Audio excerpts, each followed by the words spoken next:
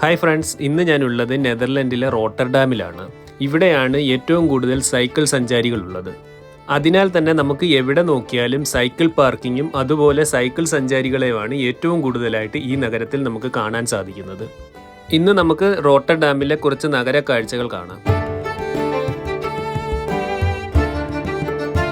റോട്ടർഡാമിലെ ഏറ്റവും വലിയ മാർക്കറ്റ് ഹാളാണ് നമ്മുടെ മുന്നിൽ കാണുന്നത്.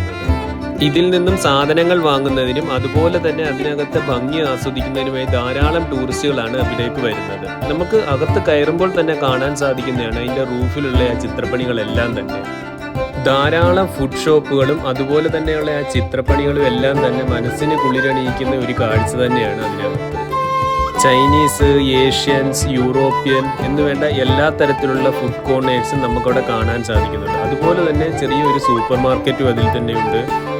ഈ ബിൽഡിങ്ങിന്റെ അണ്ടർഗ്രൗണ്ടിലായിട്ട് വേറെ 3 ഫ്ലോറുകൾ ഉണ്ടായിരുന്നു. അതിലൊന്ന് പാർക്കിങ്ങും ബാക്കി 2 ചെറിയ ചെറിയ ഷോപ്പിങ്ങിനായിട്ടുള്ള ചെറിയ സ്റ്റാളുകളും ഉണ്ടായിരുന്നു. വഴിയിൽ കണ്ടതാണ്, യൂറോപ്പിലെ തന്നെ എവിടെ ചെന്നാലും നമുക്ക് ഏതെങ്കിലും ഒരു സ്ഥലങ്ങളിൽ ചർച്ചുകൾ കാണാൻ സാധിക്കും. കാരണം ഏറ്റവും കൂടുതൽ ക്രിസ്ത്യൻസ് ഉള്ളത് യൂറോപ്പുകളിലാണ്. സമയപരിമിതി കൊണ്ട് ഞാൻ ചർച്ചിൽ കയറാതെ വീണ്ടും യാത്ര തുടങ്ങി. ഒരു സിറ്റി ഇത്ര മനോഹരമായി കൊണ്ടുപോകണമെന്നുണ്ടെങ്കിൽ അവിടുത്തെ ജനപ്രതിനിധികളും അതുപോലെ തന്നെ അവിടെ വരുന്ന ടൂറിസ്റ്റുകളും ആൾക്കാരും എന്തുമാത്രം കഴിവുകൾ അതിലേക്ക് ഇൻവെസ്റ്റ് ചെയ്യുന്നുണ്ടെന്ന് നമുക്ക് കണ്ടാൽ മനസ്സിലാവുന്നതാണ്. ആ ഒരു സിറ്റി എല്ലാം തന്നെ ഇത്ര ക്ലീനും നീറ്റുമായിട്ട് നമ്മുടെ മുന്നിലേക്ക് അവർക്ക് അവതരിപ്പിക്കണമെന്നുണ്ടെങ്കിൽ അവരതിൽ എന്തുമാത്രം എഫോർട്ട് എടുക്കുന്നുണ്ടായിരിക്കും.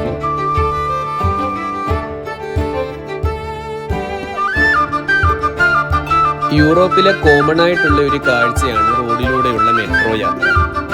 ഇങ്ങനെയുള്ള പുരോഗമനങ്ങൾ നമ്മുടെ നാടുകളിലും വരണമെന്ന് ഞാൻ ഏറ്റവും കൂടുതൽ ആഗ്രഹിക്കുന്നുണ്ട്.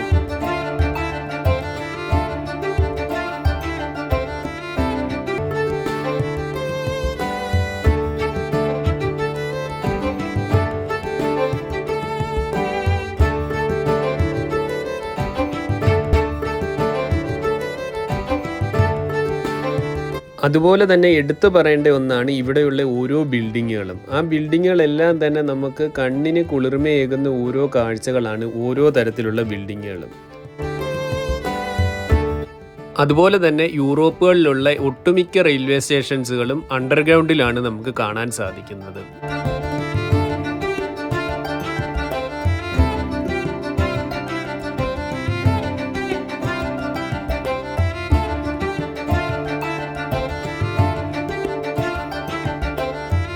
ഇനി നേരെ തിരിച്ച് ഷിപ്പിലേക്കാണ്. അടുത്ത രാജ്യത്തിൻ്റെ വിശേഷങ്ങളുമായി നമുക്ക് അടുത്ത വീഡിയോയിൽ കാണാം. അതുവരേക്കും സൈനിങ് ഓഫ് യുവർ ബിനു.